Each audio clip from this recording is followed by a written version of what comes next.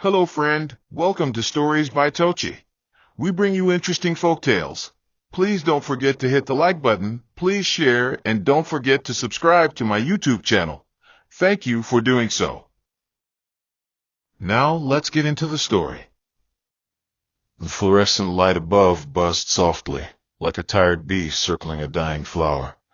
Naomi's breaths came in ragged waves as sweat beaded down her temples, soaking into the hospital pillow like unshed grief. Her fingers clenched the bed rails, knuckles pale against the brown of her trembling hands. Nurses moved in a practiced dance around her, voices low and firm, calling for strength, for focus, for life. And then, like a cruel joke from fate, he spoke. "These are the divorce papers," Curtis said, his voice flat as an ironed napkin, barely louder than the beeping machines monitoring the rhythm of her agony. Naomi turned her head slowly, disbelieving. Her eyes met his, not with anger, not with pleading, but with that hollow silence only a broken heart could carry, as if her insides weren't already splitting apart from the push of a child trying to enter a world so steeped in betrayal. A contraction tore through her like a wildfire cracking through a dry forest, but it was the paper he dropped on the windowsill that stung deeper than any labor pang. She didn't scream. She didn't faint. She simply inhaled, clenched her teeth, and pushed not just to birth her child, but to force the pain out of her soul, too. In that moment, Naomi realized some heartbreaks didn't announce themselves with slaps or screams. Some came wearing polished shoes and signatures. The room filled with the sound of a baby's first cry, a high, trembling sound like a violin string pulled too tight. Naomi closed her eyes, chest heaving, tears finally escaping the dam of her lashes. A nurse lifted the newborn gently, whispering, "It's a girl," like it was a prayer meant to land softly. Naomi wanted to hold her child immediately, but her arms felt like tree limbs in winter, stripped bare and aching. She turned her head again. Curtis was gone. Not a backward glance. Not a word. Just the soft click of the door as it shut behind a man who had already left long before his body followed. The room, moments ago thick with urgency, now simmered in eerie calm. Naomi stared at the divorce papers still resting near the window, corners curling slightly from the humid breath of the labor room. Her mind felt like a chalkboard smeared by too many hands, blurred, rubbed out, uncertain. One nurse, noticing the void in her eyes, placed the baby in her arms. The little girl's tiny fingers curled around Naomi's thumb, anchoring her to earth, to purpose. A warmth began to swell inside her, not from joy, but defiance. She would not be remembered as the woman who got dumped while birthing her child. No. If her life was a novel, then this was the turning page, smudged, perhaps, but not torn. The days that followed were a quiet storm. Naomi moved like someone underwater, slow, deliberate, every motion muffled by disbelief. The hospital discharged her 2 days later, but no one discharged her from the wound Curtis had left wide open. At home, the silence between them was louder than thunder on a metal roof. Curtis slept in the guest room and tiptoed around fatherhood like it was a stain he didn't want on his shirt.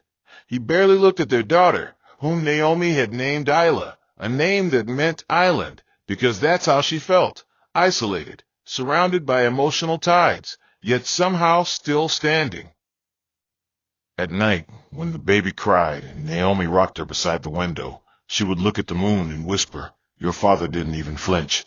She watched him come home later each evening, shirt smelling of citrusy perfume that wasn't hers, lips curved in smiles he didn't offer her anymore. The walls of their house, once warm and scented with shared laughter, now reeked of distance and disguised bitterness. Naomi didn't confront him. She observed. Observing, she'd learned, gave her power, the kind of power that simmered, not exploded. She began to keep notes, not to use, not to fight, but to remember, because forgetting would feel like letting him rewrite the truth with his lies. One night, as rain tapped gently on the windows, Naomi sat with Isla asleep on her chest, a notebook in her lap. She began to write, not a letter to Curtis, not a plea for peace, but a recollection. Today, she wrote, you looked at our daughter and blinked like she was the flash of a camera you didn't expect. You picked your phone over her laughter. You answered texts with your back turned while she stretched her fingers toward you. And I saw it. Every bit of it. Her handwriting was small but steady, like her heart trying to regain rhythm. She didn't know yet what these notes would become, but they gave her something Curtis never did, clarity. Meanwhile, in the kitchen, Curtis laughed over a call, whispering too low for her to hear the words, but loud enough for her to taste the betrayal in his tone. The knife she used to slice bread that morning still sat on the counter, untouched since lunch. Naomi glanced at it but didn't reach. Her weapon would not be steel. It would be silence, healing, and eventually her decision. Because when you push life into this world with someone handing you pain instead of water, you learn not to beg for love. You learn to become it. Naomi had begun to master the art of silence, not the kind that begs to be broken, but the kind that builds castles around the soul. Each morning came like a quiet wave, washing over her body that was still tender from childbirth, her mind still tender from betrayal. Isla, wide-eyed and full of those newborn grunts that sounded like sleepy prayers, became Naomi's lifeline in the storm.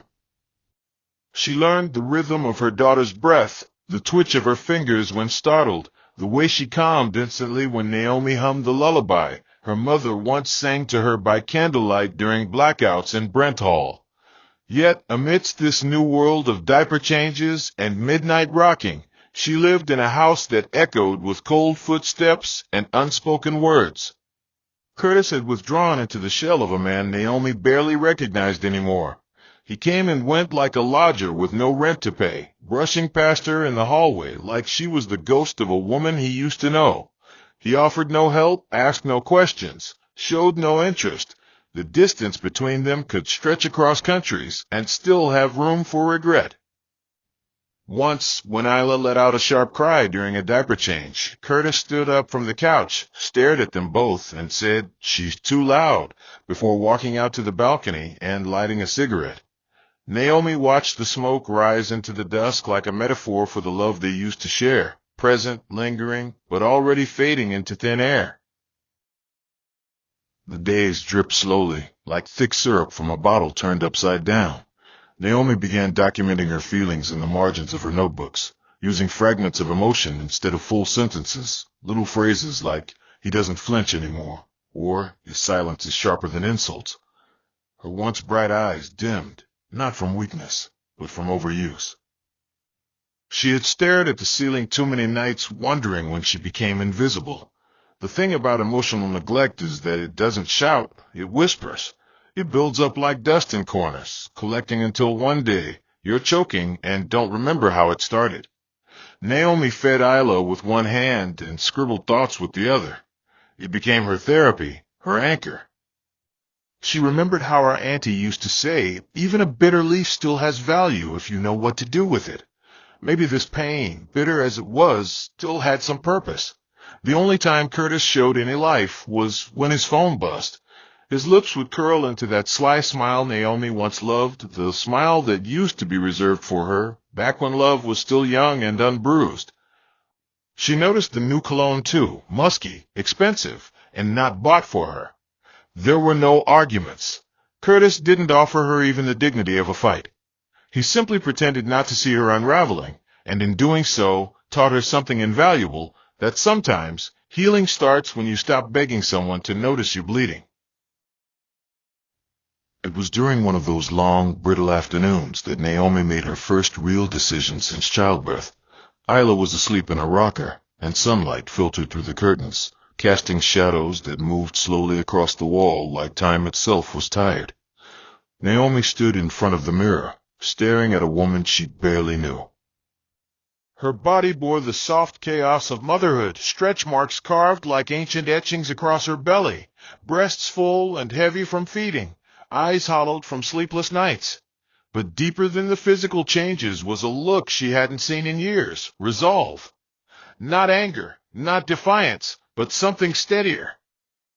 She pulled out her sewing kit from the bottom of the closet, fingers brushing over the scissors, thread, and folded sketches she hadn't touched in nearly 2 years. The fabric spoke to her, even in its silence.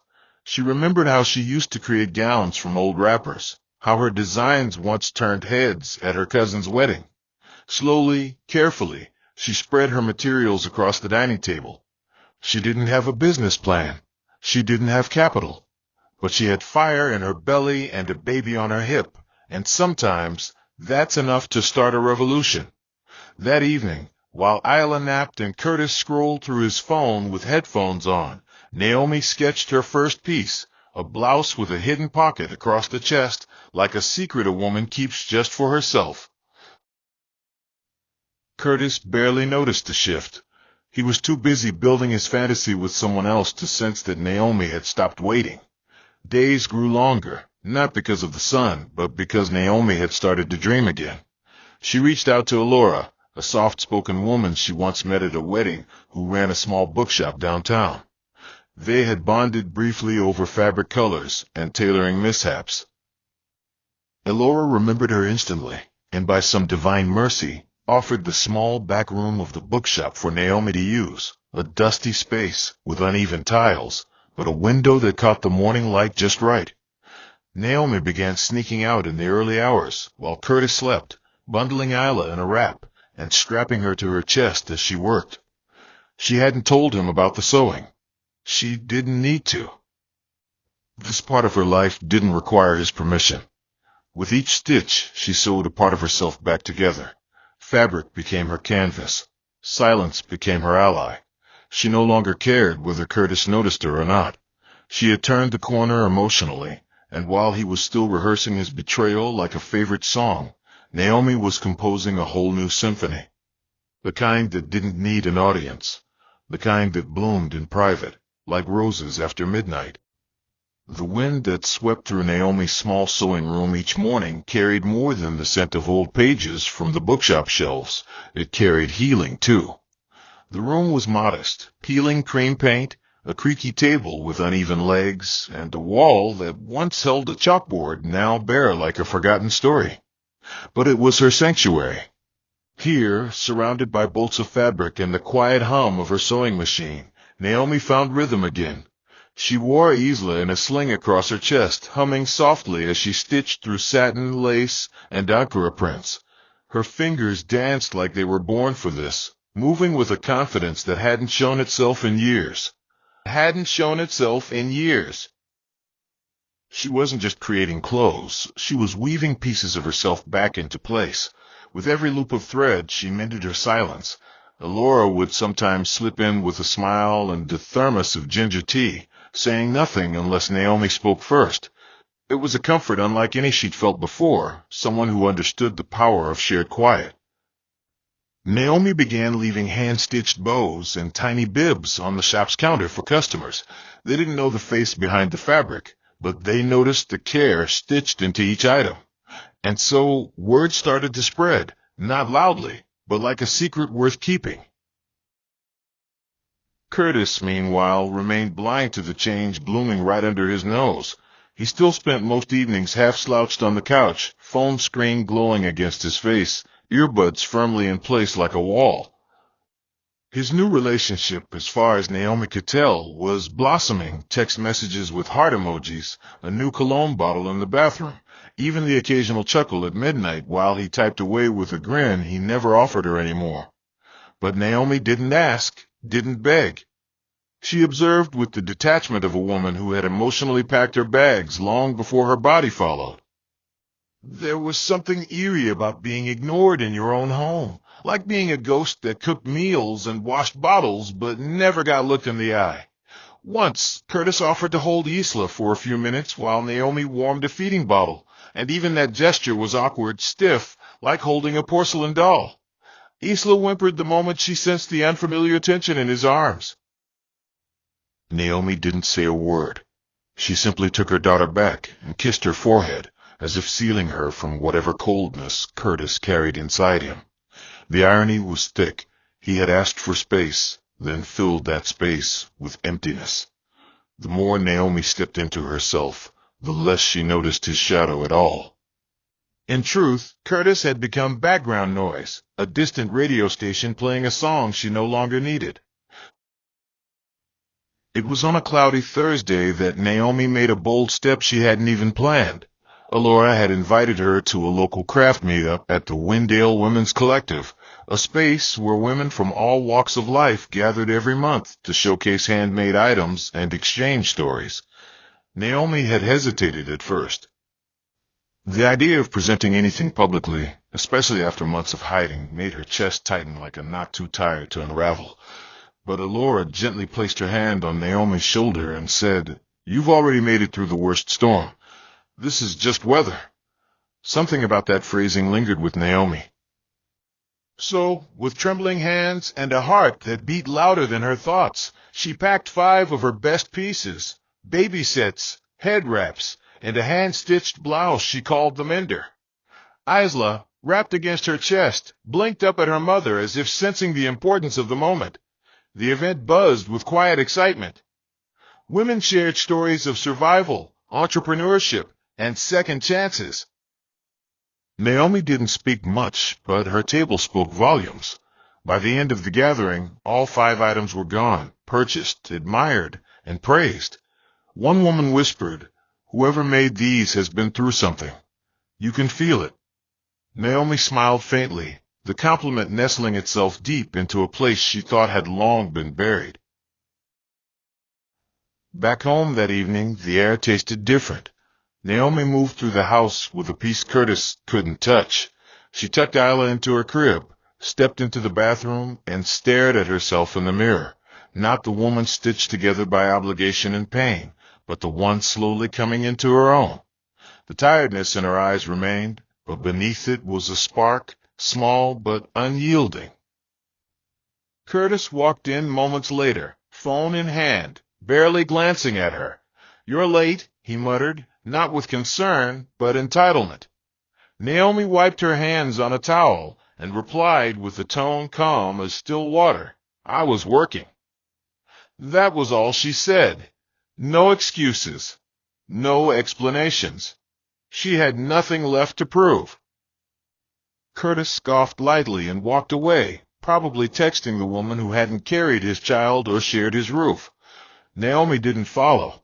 She walked into the room, closed the door behind her, and pulled out her journal. She wrote about the market, the woman who bought the mender, and the way people had looked at her, not like a woman left behind, but like someone building forward. She didn't know what tomorrow held, but for the first time in months, Naomi wasn't afraid of it. She had survived a battlefield that wore a wedding ring. And now, piece by piece, stitch by stitch, she was preparing to walk, not away, but ahead. The morning Naomi handed the revised divorce papers to Curtis, the sun barely stretched its arms above the Elmsbridge rooftops. The living room clock ticked like a slow drumbeat, marking the end of a long, silent war.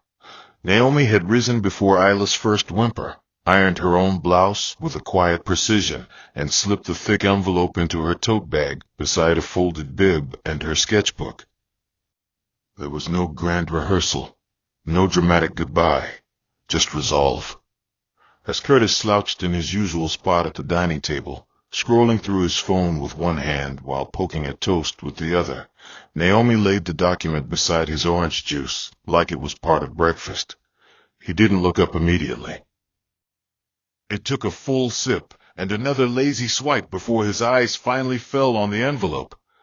"What's this?" he asked, frowning like someone puzzled by their own reflection. Naomi didn't sit. She simply replied, "The version where I walk away whole." Her voice held the calm of a still river, the kind that ran deep but never begged to be understood. Curtis opened the papers and began flipping through them. There were no outbursts, no pleading, just the sound of disbelief clinking against his ego like a cracked glass.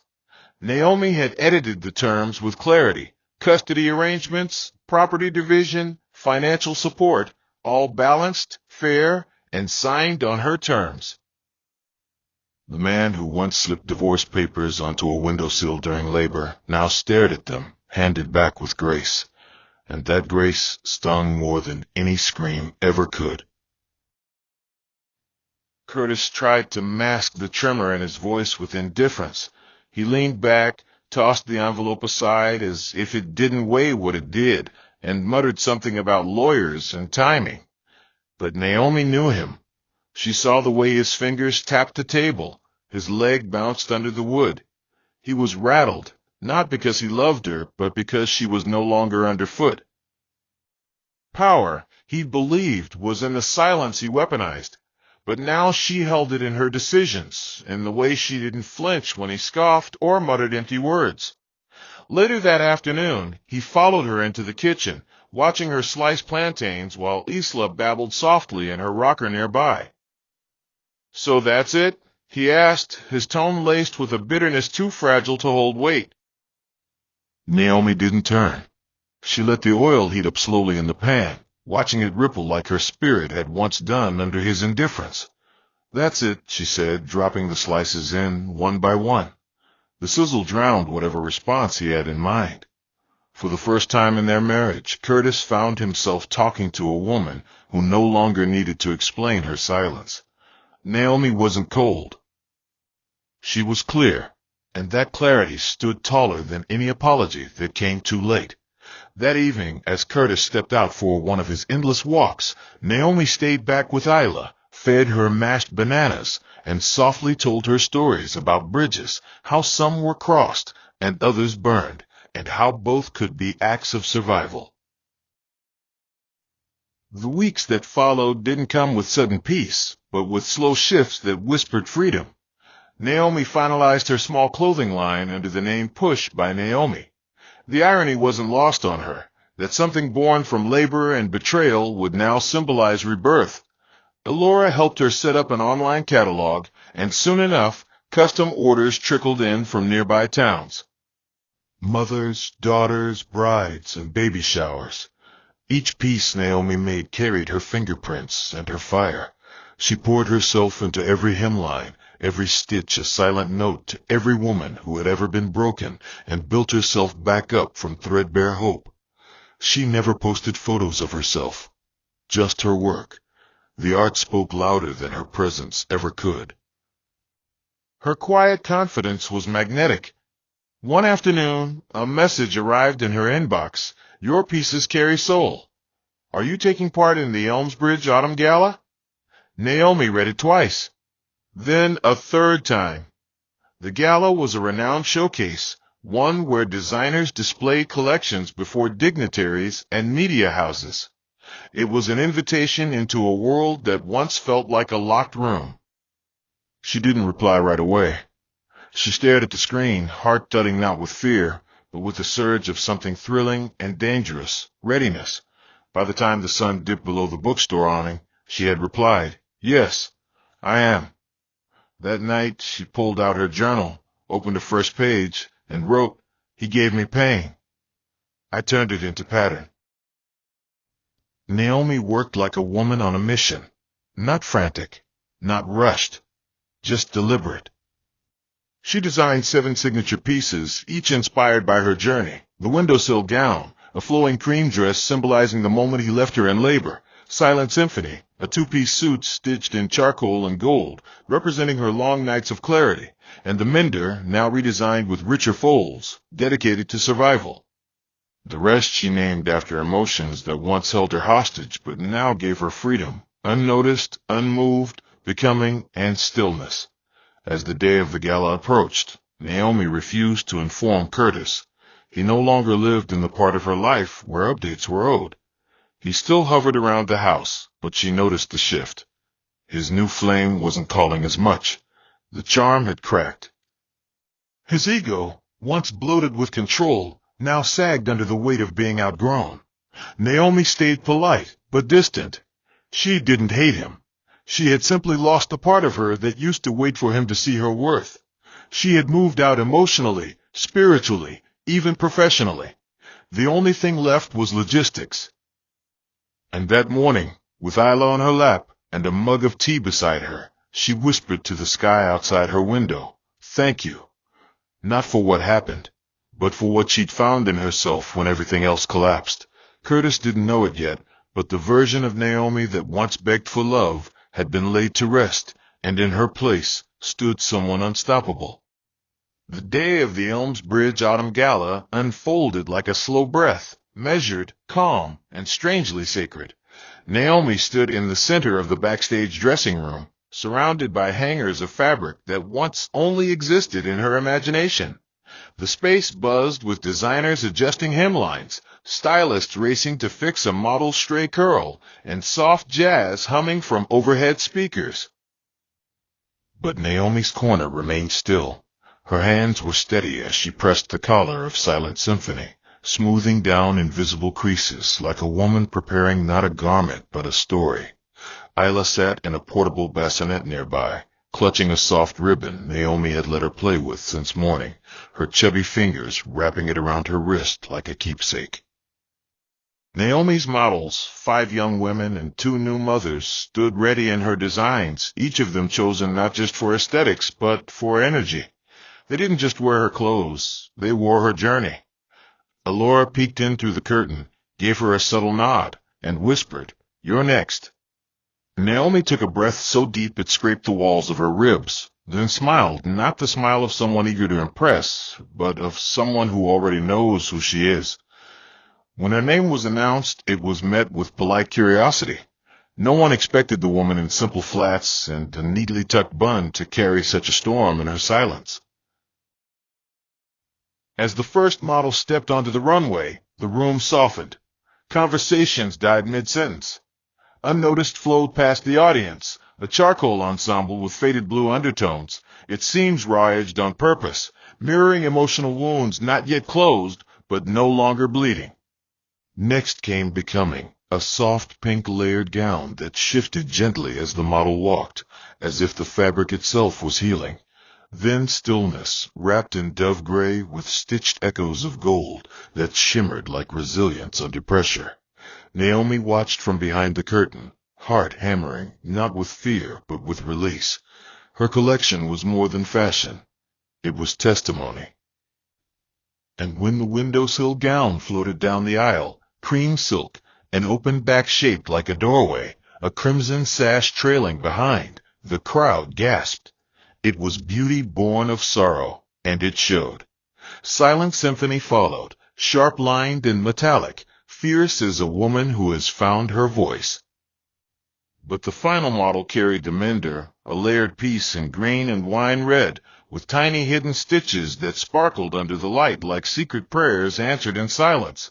As she reached the end of the runway, she paused, turned, and looked toward Naomi, who then stepped out, her daughter in her arms. The applause came like thunder rolling over a mountaintop, slow to rise but impossible to ignore. Naomi didn't bow. She smiled gently, kissed Isla's forehead, and simply whispered, "We made it." Somewhere near the back row, Curtis sat frozen, barely blinking. He had come to the gala by invitation from an old colleague, and hadn't known Naomi was one of the featured designers. It hadn't occurred to him that the Naomi who now stood calmly under warm lights, clapping with her baby in hand and the crowd on their feet, was the same woman he had once overlooked while checking football scores during dinner. It hit him in waves. The name on the brochure, the resemblance in Esla's eyes, the titles of each design. Every piece was a mirror he couldn't avoid. He sat surrounded by applause meant for a woman he no longer had access to. His new partner sat beside him, shifting uncomfortably, eyes darting between the stage and Curtis's expression. But he wasn't listening to her now. He was remembering the night Naomi stayed up with a feverish Isla alone, the morning she brought him coffee, and he didn't say thank you, the last time he held her hand without needing a reason. Regret, like an unwelcome guest, settled into his chest with cold hands. It wasn't just that Naomi had succeeded. It was that she had done so without needing his belief, approval, or presence. Her success didn't feel like revenge. It felt like revelation. After the gala, Naomi was invited to a reception upstairs where editors, photographers, and local dignitaries mingled over wine and canapes. She declined gently, choosing instead to walk home slowly through Olmsbridge's cobbled streets, Isla tucked against her shoulder, the wind catching at the hem of her dress. Elora walked beside her in silence, occasionally glancing over to check that Naomi was still absorbing it all. "You know," Elora finally said, "they're already calling you the heart of the show." Naomi laughed softly, not from pride, but from gratitude. "Let them," she replied. It was never about being seen. It was about no longer hiding. When she reached her apartment above the bookstore, she paused to look at the evening sky, painted in oranges and indigos, as though the heavens themselves were celebrating. Inside, she lit a single candle, placed Isla gently in her crib, and sat beside her sketchbook. She didn't write much. Just one sentence. Some chapters don't need closure. They need a door. Curtis didn't call that night. He didn't message. But Naomi knew he had seen everything. And for once, she didn't care whether he cried, raged, or stayed silent. His reaction was no longer her business. What mattered was that the girl who once bled quietly in the delivery room now stood with both hands on the steering wheel of her life. And this time, she wasn't driving with hope in the passenger seat. She was driving with purpose. It had been 3 weeks since the gala, and Elmsbridge still buzzed with whispers of Naomi's showcase, as though the wind carried her name in low tones between conversations in cafes and boutiques. Orders continued to roll in, not just for custom pieces, but for interviews, collaborations, consultations. Naomi turned most of them down, not out of pride, but out of purpose. She knew better now than to confuse noise with meaning. Her days remained rooted in what had always mattered most: peace, Isla, and creating. Each morning she climbed the creaky bookstore stairs to her little studio, adjusted the curtains just so, and brewed a pot of cinnamon tea, while Isla played with cloth scraps on a mat beside her. She worked without rush, the same way a tree grows, quietly but certainly. There were no grand announcements, no victory speeches. Just the simple rhythm of a woman who had survived both silence and screams, and now only answered to her own voice. Occasionally, she would receive messages from people who had attended the gala. One woman wrote, "You made me remember that heartbreak doesn't get the final say. Thank you." Naomi didn't reply to most of them. Some things were better carried in the heart than echoed back with words. The town might have seen her as a rising designer, but she saw herself as something far simpler, a woman finally free of holding her breath. Curtis returned to the house with a strange sense of hesitation, like someone tiptoeing into a memory they weren't sure they were allowed to touch. Naomi had already filed the final documents. The papers were no longer drafts or suggestions. They were binding, stamped, and signed. She had even changed her address officially, moving into the modest flat above Elora's shop with Isla. The day she came to collect the last of her things, she found Curtis in the living room, sitting stiffly with his elbows on his knees, a man who finally saw the aftermath of a demolition he never thought would collapse on him. He didn't speak at first. Naomi packed quietly, folding Isla's baby clothes into a brown box, placing her old sketchbooks in a tote, picking up the framed photo from their wedding with a steady hand. Curtis finally cleared his throat, and when she turned to look at him, his eyes held something she hadn't seen in years: vulnerability. "You did good," he said, voice rough with unshed sorrow. Naomi nodded, not in agreement, but acknowledgement. "I know," she replied, softly but firmly. He tried to reach for something else, an apology maybe, but Naomi raised a hand gently and said, "It's all right. Some things are better left as lessons." There was no bitterness in her voice, no rage. Just the kind of peace that comes after you've bled long enough to know that wounds don't heal faster when reopened. As she closed the door behind her, Curtis sat back, haunted not by what he lost, but by the fact that she no longer mourned what he took. Naomi's final design for the year was one she didn't plan to sell. It was a personal piece, made during the early mornings, when Isla still slept and the world hadn't yet demanded anything of her. She called it First Breath, a flowing white garment with threads of blue, stitched in deliberate slants, mimicking the rush and pull of labor. It had no zippers, no buttons, just movement. Naomi hung it on the far wall of her studio, not as a trophy, but as a reminder of the day her body broke open and her life with it, a reminder of the woman who pushed a child into the world and was handed divorce papers as congratulations, a reminder that survival isn't always loud. Sometimes it's a quiet choice made every single day, to keep going, to keep creating, to keep breathing. Alora walked into the studio one evening and stood before the piece, eyes misty. "This one's different," she said. Naomi smiled. "This one's not for sale." It was the first time in months she allowed herself to cry, not because she was hurt, but because she had healed so deeply. Even her tears were now made of gratitude. She had gone through fire barefoot, carrying a newborn, and come out not just whole, but golden. Curtis might have rewritten their past with silence and selfishness, but Naomi had rewritten her future with needle and thread.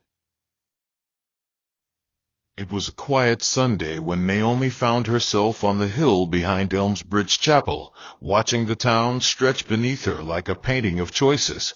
Isla sat beside her on a mat, chewing on a pacifier and babbling nonsense to the breeze. Naomi had no intentions of starting over with someone new. Love was not something she sought now, like water in a drought. It would come if it was meant to, but not to complete her. She was already complete. In that stillness, she opened a fresh journal, not the one of pain, but the one of promise. Her first line read, "What broke me once now builds me daily." The wind picked up, playful but gentle, lifting the hem of her skirt and tugging lightly at her scarf. She tilted her face toward the sky and smiled, not because life was perfect, but because she had finally made peace with its imperfections. Some women are praised for staying. Others are blamed for leaving. Naomi simply chose to live, fully, truthfully, on her own terms.